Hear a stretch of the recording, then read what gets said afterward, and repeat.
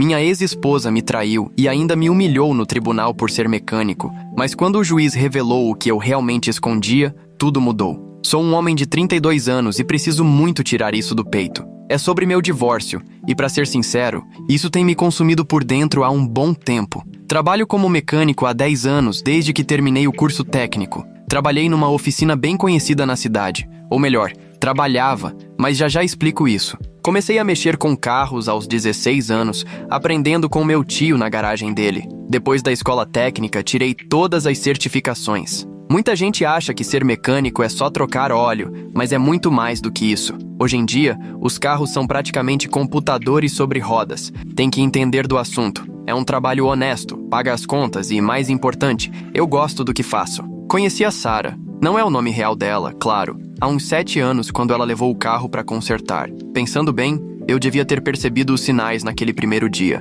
Ela não parava de falar que o carro era de luxo e que precisava de um cuidado especial. Lembro que pensei que ela era meio metida, mas cara, quando ela sorriu pra mim, esqueci de tudo. Ela trabalhava numa agência de marketing chique no centro, sempre com aqueles terninhos caros e bolsas de marca que eu nem sabia pronunciar. Não vou mentir, no começo me senti sortudo por alguém como ela ter olhado pra mim. Eu ganhava bem, mas chegava em casa todo dia com graxa nas mãos, sabe como é? A gente começou a namorar, e no começo até que era legal. Ela parecia interessada no que eu fazia, perguntava sobre os carros, às vezes levava almoço na oficina. Meus colegas até zoavam, dizendo que eu tinha tirado a sorte grande com uma namorada tão fina. Achei que ela fosse diferente da galera do mundo corporativo, que normalmente torce o nariz para quem trabalha com as mãos. Apesar das nossas diferenças, pensei que tínhamos algo especial. Ela dizia que admirava meu esforço e que gostava do fato de eu correr atrás do que amava fazer. Depois de 2 anos juntos, a gente se casou. Foi um casamento até que grande, pago quase todo pelos pais dela.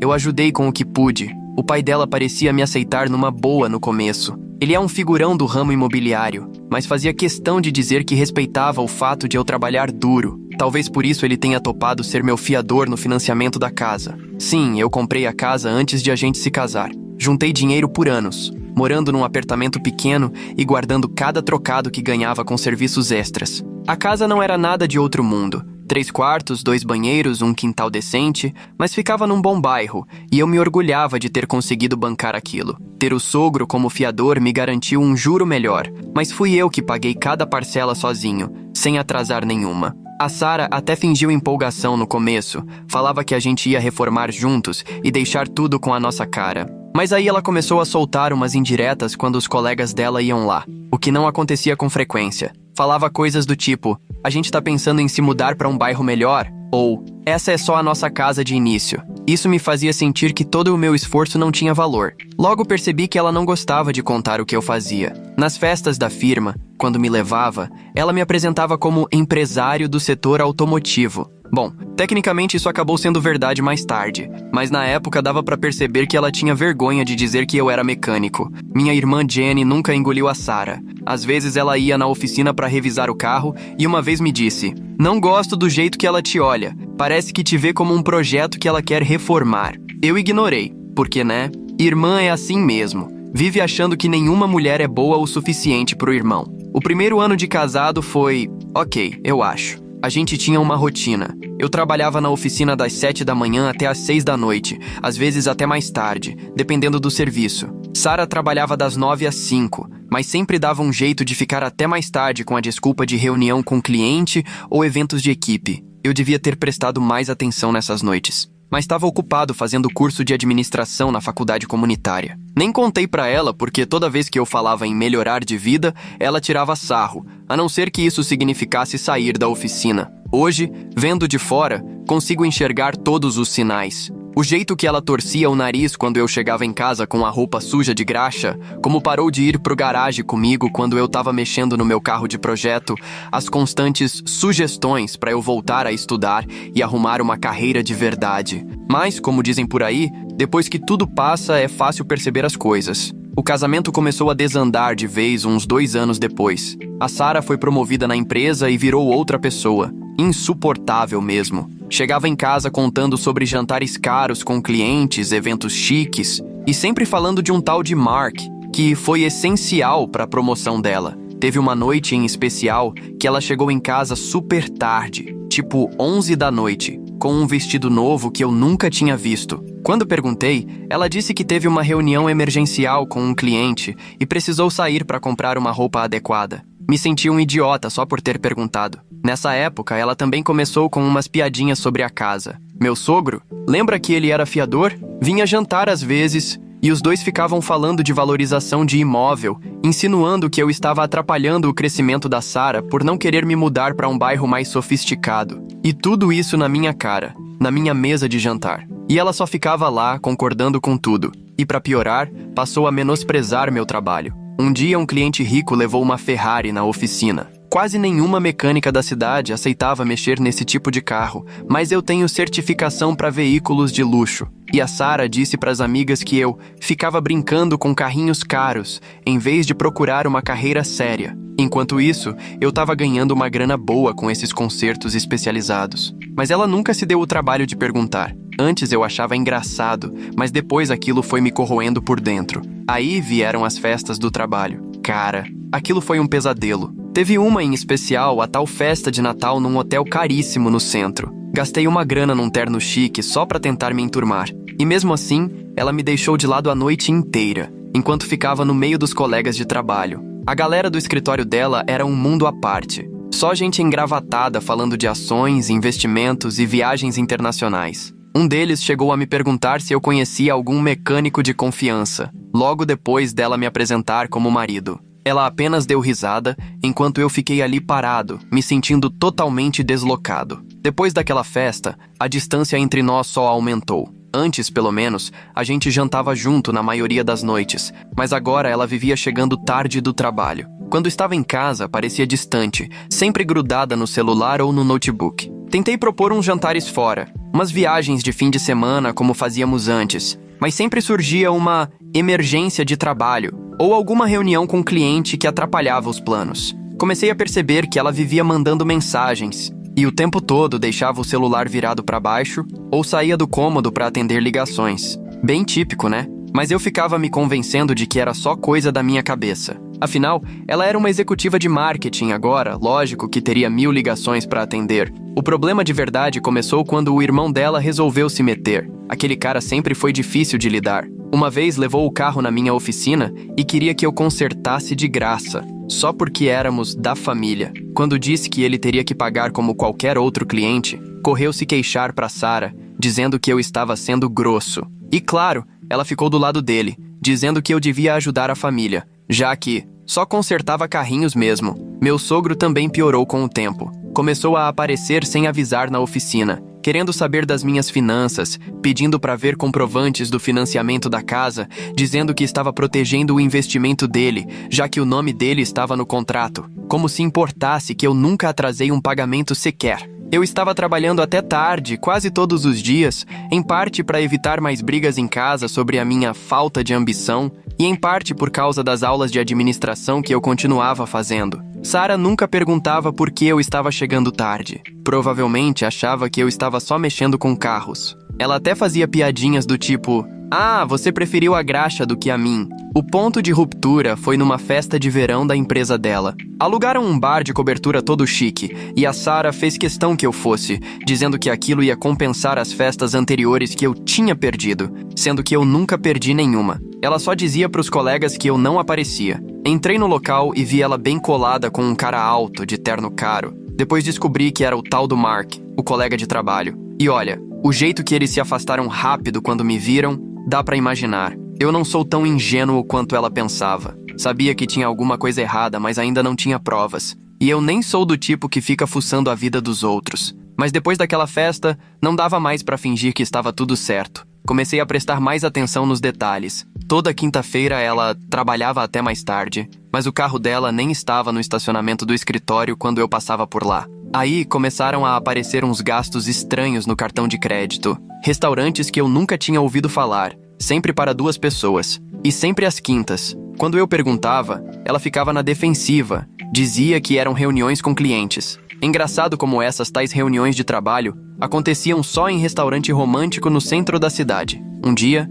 fui pegar a correspondência e achei um envelope de uma joalheria daquelas bem caras do centro, onde qualquer coisa custa mais do que meu primeiro carro. Dentro, tinha uma nota fiscal de um relógio masculino. E olha que meu aniversário nem estava perto, e Sarah nunca tinha me dado joia nenhuma. Ela vivia dizendo que não fazia sentido dar presente caro para mecânico, que não combinava com meu estilo. Quando tentei conversar com ela sobre essas mudanças todas, Sarah virou o jogo, dizendo que eu estava sendo inseguro e controlador. Começou a me alfinetar, falando que eu estava ficando obcecado, paranoico. Cada vez que eu apontava algo estranho, ela me olhava como se eu fosse uma criança inventando história. Quanto mais eu tentava esclarecer, mais ela se afastava, passando ainda mais tempo no trabalho. Chegou ao ponto de eu quase não reconhecer mais a mulher com quem casei. Mas a confirmação veio de uma colega dela, vamos chamá-la de Amy. Ela apareceu na minha oficina para trocar o óleo e se surpreendeu ao me ver. Disse algo como: "Ué, achei que vocês já tinham se separado."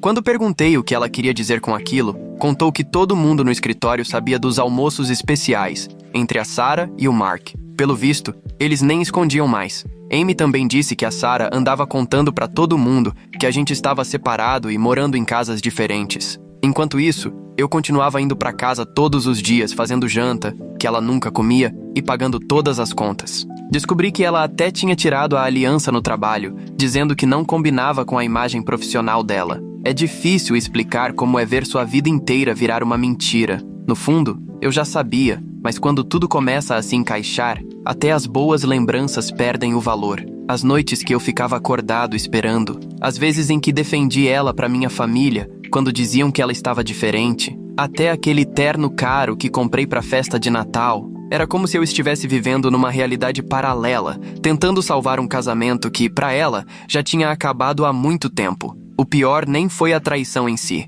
Foi perceber o quanto ela se esforçou para me fazer parecer um bobo que não percebia nada. Comecei a juntar provas. Já sabia que nosso casamento tinha acabado, mas não ia deixar ela passar por cima de mim como fez com todo o resto. Um amigo meu, que é policial, me ajudou a montar um esquema para registrar tudo. Datas, horários, cobranças suspeitas, prints da localização dela, tudo mostrando que ela não estava onde dizia estar. Cada nova evidência era como mais um prego no caixão do nosso casamento. Mas agora, pelo menos, eu é que estava com um martelo na mão. Eles tinham tudo esquematizado. Sarah dizia que ia para conferências de marketing nos fins de semana, mas na verdade, estava se encontrando com ele num hotel de luxo no centro. Achei os recibos disso também. Ela teve a genial ideia de usar nosso cartão conjunto em vez do pessoal. Erro de principiante. O que mais me abalou foi encontrar prints no notebook dela de casas que eles estavam olhando juntos. Casas enormes, caríssimas, nos bairros mais caros da cidade. Nas mensagens, riam dizendo que podiam bancar tudo assim que se livrassem do peso morto. Tenho quase certeza de que esse peso morto era eu. Minha irmã Jenny passou na oficina um dia e me pegou num estado péssimo. Eu já não dormia direito. Bastou ela ver toda a papelada que eu tinha reunido para dizer: "Você precisa de um advogado. Para ontem." Ela conhecia um especialista em divórcios. Disse que o cara já tinha lidado com casos parecidos. Continuei indo às aulas, ficando até tarde na oficina, trabalhando nos carros. Uma noite, a Sarah chegou cedo o bastante para me encontrar na cozinha, analisando uns documentos financeiros. Ela achou que eram só notas de serviço. "Mais recibos de conserto?" Ela perguntou com aquele sorrisinho debochado. Só organizando as contas." Respondi, escondendo os trabalhos da faculdade embaixo dos papéis da oficina. "Você sabe como nós, mecânicos simples, somos." Ela soltou aquele suspiro dramático de sempre. "Sabe, se você me deixasse cuidar das finanças como eu sugeri, afinal, eu tenho uma pós-graduação em administração", disse ela, com aquele tom condescendente de sempre. "Ah, eu jamais colocaria o peso da minha oficina de fundo de quintal nas suas costas", respondi, pensando na matéria de avaliação de empresas que eu tinha acabado de tirar nota máxima. "Além disso, você anda tão ocupada com essas reuniões intermináveis." "Como foi a de hoje, aliás?" perguntei, já organizando meus papéis. "Foi produtiva", respondeu ela, do nada super interessada no celular. "Estamos trabalhando em algo grande." "Imagino que sim", murmurei. "Bom, não quero atrapalhar seu trabalho executivo super importante. Eu fico aqui com o que sei fazer de melhor." Ela me lançou aquele olhar de pena que eu aprendi a detestar e foi embora. Deixei ela pensar que eu era só o mecânico burro. Ela não fazia ideia do que eu estava preparando, e sinceramente era melhor assim. Enquanto ela perdia tempo me menosprezando, eu estava quieto, construindo algo muito maior. Mas a gota d'água veio quando olhei nossa conta conjunta e percebi que ela estava praticamente zerada. Ela tinha transferido quase tudo, deixando só o suficiente para cobrir as contas do mês. Quando fui confrontá-la, ela simplesmente disse que estava investindo no futuro dela. Nem tentou disfarçar mais. Foi aí que liguei pro advogado. A reunião com ele abriu meus olhos. Ele analisou tudo que eu tinha reunido e disse que meu caso era sólido, especialmente porque no nosso estado, traição conta nos processos de divórcio. Ele também recomendou que eu continuasse agindo normalmente enquanto ele preparava os papéis. Essa foi a parte mais difícil. Passei 2 semanas fingindo que nada estava errado. Toda manhã, via a Sarah se arrumando para o trabalho, sabendo que ela ia se encontrar com o Mark. Ela voltava tarde, e eu precisava ouvir as mesmas desculpas sobre reuniões com clientes. Teve até um jantar com os pais dela, onde passaram a noite inteira tentando me convencer a transferir parte da casa para Sarah por segurança. O advogado sugeriu que eu gravasse as conversas com o sogro, já que no meu estado é permitido gravar com consentimento de apenas uma das partes. Consegui umas declarações bem interessantes. Inclusive ele dizendo, mesmo que em tom de brincadeira, que tornaria minha vida difícil se eu não desse a Sarah o que ela queria. Então chegou o dia em que tudo veio abaixo. Era uma quinta-feira como qualquer outra. Dia da reunião tarde. Meu vizinho me ligou na oficina. Achei que você devia saber. A Sarah acabou de chegar com um cara que nunca vi antes. Eles entraram juntos. Na hora eu soube quem era. Dirigi até em casa com uma calma esquisita. Daquele tipo que vem quando você já sabe que vai encarar o inevitável. Entrei e encontrei os dois na cozinha. Sarah e Mark. Ele com as mãos na cintura dela. O olhar dela ao me ver parado ali, esse eu nunca vou esquecer. Fora, os dois. Agora, falei, baixo, mas firme. O rosto da Sarah mudou de surpresa para fúria num segundo. Essa casa também é minha. Você não pode simplesmente... A casa que eu paguei, interrompi, mantendo o tom calmo, o que pareceu deixá-la ainda mais irritada. Vocês têm 30 minutos para arrumar uma mala e sair. Mark deu no pé rapidinho, enquanto Sarah berrava comigo, gritando sobre os direitos dela. E ainda ligou pro pai, aos berros. 20 minutos depois, o SUV do sogro entrou cantando pneu na nossa garagem. O irmão dela, o Tommy, já saiu do carro antes mesmo dele parar direito. Você não pode expulsar minha filha, gritou o pai dela, tentando entrar à força. Tommy vinha logo atrás, fazendo pose de quem queria brigar. Levantei o celular, já gravando. Os dois estão invadindo propriedade privada. Já chamei a polícia. Devem estar chegando. Essa casa é da minha filha. Eu fui fiador no financiamento, ela é minha, gritou, sacudindo uma pasta de documentos na minha cara. Mas dava pra ver nos olhos dele que nem ele acreditava nisso. Sua filha tá me traindo há meses, disse alto o suficiente para os vizinhos escutarem. Tenho provas de tudo. Recibos de hotel, mensagens. Tem certeza de que quer resolver isso aqui, na frente de todo mundo? Foi aí que os policiais chegaram. Aparentemente, a família da Sarah esqueceu que eu tinha o número da delegacia gravado no celular. Afinal, consertei metade da frota deles. Tommy ainda tentou se aproximar, mas travou quando viu os agentes. Engraçado como a valentia some quando percebe que pode sair dali com uma ficha criminal. A próxima hora foi surpreendentemente tranquila. A polícia supervisionou enquanto a Sarah arrumava as malas. O pai e o irmão dela ficaram encostados no carro, cada vez mais calados. Na saída, ela ainda tentou uma última cartada. Você vai se arrepender disso. Você não faz ideia do que está fazendo. Na verdade, respondi com um sorriso. Faz tempo que eu não tenho tanta certeza de algo. No dia seguinte, meu advogado entrou com o pedido de divórcio.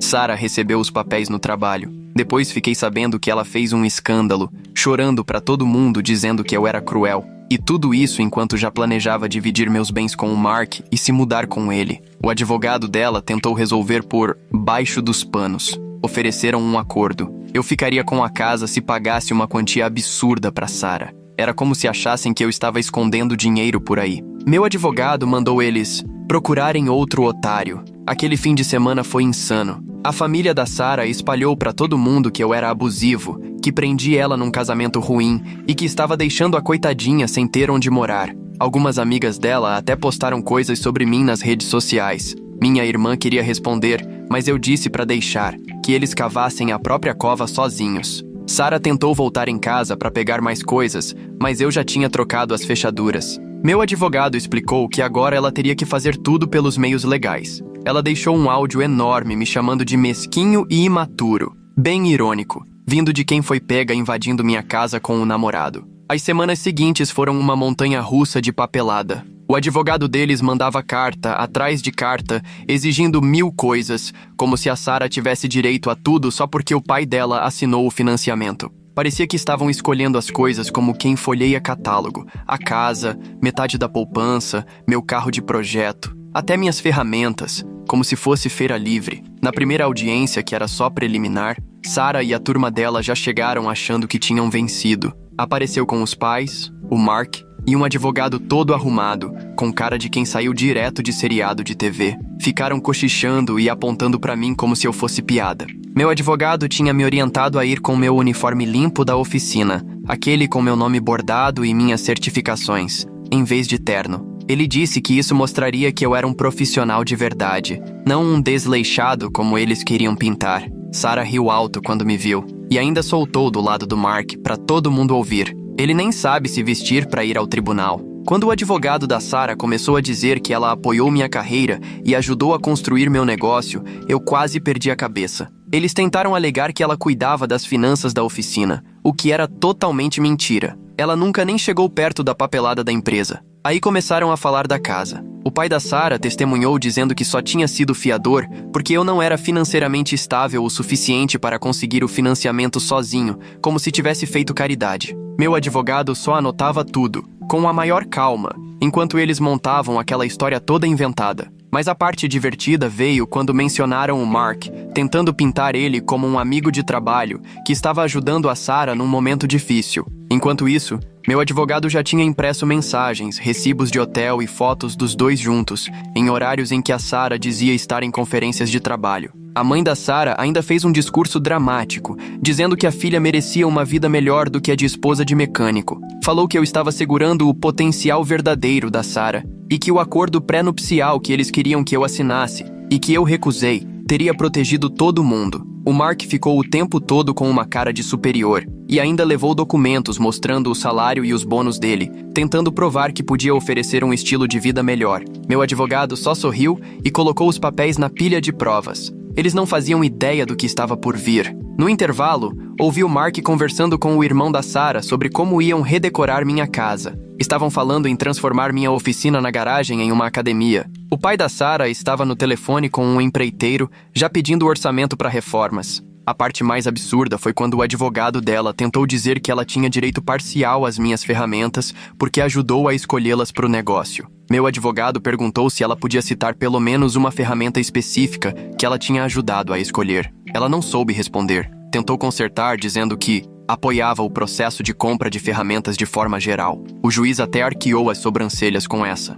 Eles também citaram minhas aulas à noite, mas distorceram tudo, dizendo que eu estava negligenciando o casamento para estudar em vez de passar tempo com a Sarah. Convenientemente, esqueceram de mencionar que ela passava essas mesmas noites com o Mark.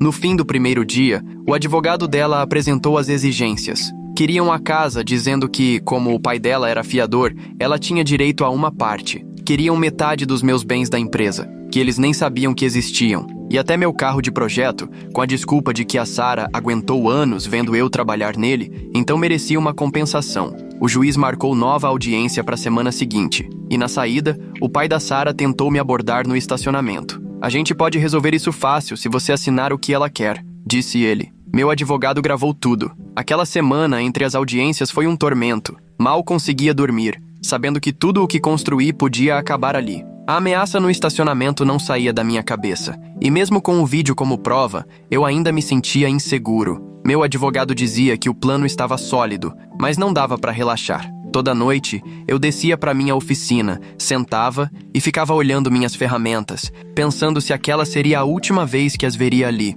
Minha família tentava me animar, mas dava para ver que eu estava no limite. O que a Sarah e a família dela não sabiam era que toda a encenação deles só me dava mais vontade de ir até o fim. Quando chegou o segundo dia no tribunal, eu me sentia entrando num ringue. A equipe da Sarah chamou as testemunhas uma a uma. Primeiro, um perito, que magicamente inflacionou o valor da minha oficina, sem nunca nem ter pisado lá. Depois, o Mark com aquele papo de que a Sarah sofria emocionalmente por estar casada com alguém do trabalho braçal. E por fim, o pai dela, reescrevendo completamente a história sobre o papel dele na nossa vida. Enquanto isso, meu advogado só tomava nota, com um sorrisinho no canto do rosto. E eu ali, esperando o momento certo. Eles não faziam ideia do que viria. A hora da virada foi quando nosso lado começou a apresentar as provas. Meu advogado chamou minha primeira testemunha, meu antigo chefe na oficina. A equipe da Sarah até pareceu aliviada. Devem ter pensado que ele ia falar bem do meu empenho, essas coisas. Mas ele tirou do bolso um contrato assinado 6 meses atrás. Acontece que, quando ele se aposentou, não contratou um novo gerente. Ele vendeu a oficina para mim. Eu era o dono do negócio há meio ano, mas continuava trabalhando no batente porque amava o que fazia. Você precisava ver a cara deles. O sorriso do Mark sumiu. O pai da Sarah parou de cochichar com o advogado. E a Sarah ficou pálida na hora. Meu advogado apresentou todos os documentos. Os cursos de administração que eu fazia há 2 anos, o empréstimo aprovado sem nenhum fiador, os registros financeiros da oficina. O negócio ia muito bem, bem melhor do que eles imaginavam. Aqueles reparos em carros de luxo davam um lucro absurdo. Depois, ele revelou o valor atual da empresa. Todas aquelas noites em que a Sarah achava que eu estava apenas sujando as mãos de graxa, eu estava, na verdade, construindo um império. A oficina tinha contratos com 3 concessionárias de carros de luxo, um acordo de manutenção de frota com uma empresa local e estava prestes a abrir uma segunda unidade. Sarah se levantou no meio e tentou interromper, dizendo que tinha direito à metade do negócio, já que estávamos casados quando eu comprei. Foi aí que meu advogado apresentou o contrato de compra, datado de 2 semanas antes de eu descobrir a traição, pago integralmente com minhas economias e um empréstimo comercial só no meu nome. O juiz perguntou a Sarah por que, se ela era tão envolvida no negócio como dizia, nunca soube da compra. O advogado dela tentou inventar que eu estava escondendo bens, mas não colou. Tínhamos provas de que, no dia da assinatura, ela estava com o Mark. O pai dela tentou salvar algo, mencionando de novo o empréstimo da casa. Meu advogado mostrou que eu já tinha feito a renegociação da dívida sem precisar de fiador, graças à renda da oficina, e que isso tinha acontecido 2 meses antes, enquanto eles ainda estavam planejando como tomar tudo de mim. No intervalo da sessão, o caos tomou conta do corredor do tribunal. Sarah berrava com o advogado, dizendo que ele devia ter investigado melhor minhas finanças. Mark desapareceu completamente. Acho que descobrir que a namorada não ia ficar rica mudou os planos. O irmão dela estava ao telefone, ligando desesperado para alguém enquanto a mãe tentava acalmar a situação. Mas o melhor de tudo foi o pai da Sarah, vermelho de raiva, gritando com o próprio advogado, dizendo que deviam ter contratado um detetive particular. Meu advogado gravou tudo com o celular. Disse que poderia ser útil, caso eles tentassem alguma outra jogada suja. Quando voltamos para a sala do tribunal, a atitude da Sarah mudou completamente. De repente, ela estava chorando, dizendo ao juiz que sempre acreditou nos meus sonhos, que me apoiava nos objetivos com a oficina, até tentou dizer que recusou empregos melhores para ficar na cidade e me ajudar a ter sucesso. O juiz ficou só olhando, com aquela cara de quem não comprou nada daquilo. O advogado dela veio com uma nova estratégia. Alegou que o apoio emocional da Sarah foi essencial para o crescimento da minha empresa e que por isso ela merecia uma parte do valor da oficina. Meu advogado respondeu colocando áudios onde ela debochava do meu trabalho, me chamava de engraxado, dizia pro Mark que tinha vergonha da minha profissão. Foi aí que apareceu um sujeito engravatado, totalmente aleatório. Descobrimos que era o advogado do Mark. Ele disse que o cliente queria se distanciar da situação, que não sabia da complexidade do caso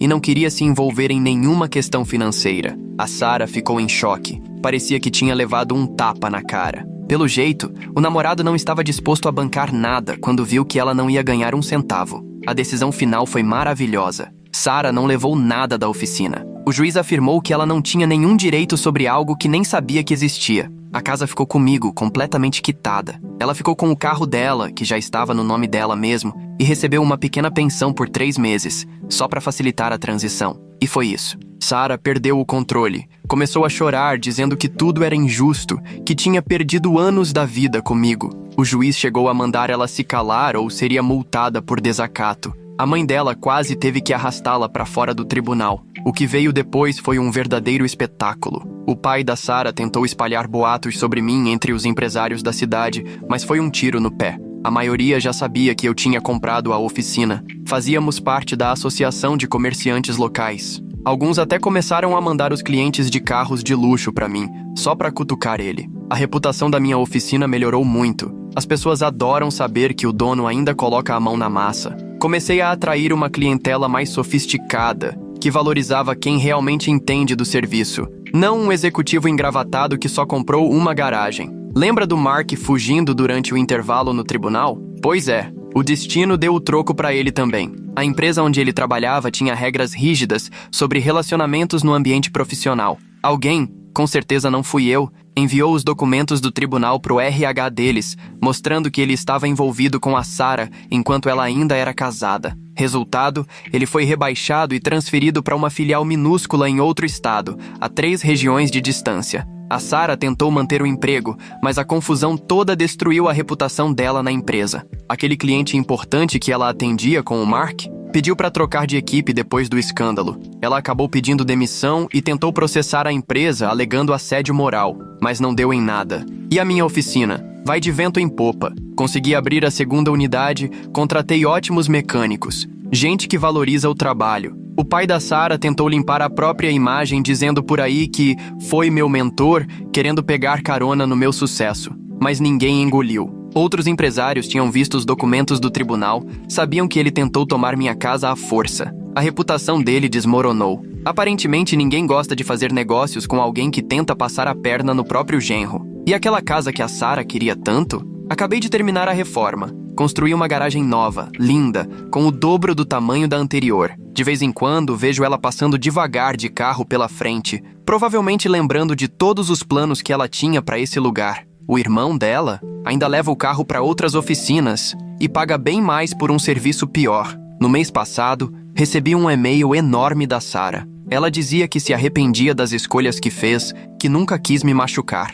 Contou que percebeu que o Mark não era quem ela pensava, especialmente depois que ele aceitou a transferência e foi embora sem nem avisar. Ela queria saber se podíamos conversar, resolver as coisas. Nunca respondi. Minha irmã Jenny vive dizendo que eu devia escrever um livro sobre tudo isso, mas por enquanto, estou ocupado demais cuidando das minhas oficinas e fazendo o que amo, trabalhar com carros. A melhor vingança? Ainda uso meu uniforme de trabalho quase todos os dias. Eu até poderia usar terno se quisesse, mas tenho o maior orgulho do que faço e de quem sou. Os mecânicos me respeitam ainda mais por isso, porque não tenho medo de meter a mão na graxa junto com eles. Fechamos mais um contrato grande recentemente e eu estava debaixo de um carro fazendo uma inspeção quando os clientes chegaram para assinar os papéis. Algumas das amigas da Sarah, que antes zombavam da minha profissão, agora tentam conseguir tratamento especial na minha oficina. Agem como se nunca tivessem debochado do fato de eu ser mecânico. Eu trato todas como qualquer outro cliente.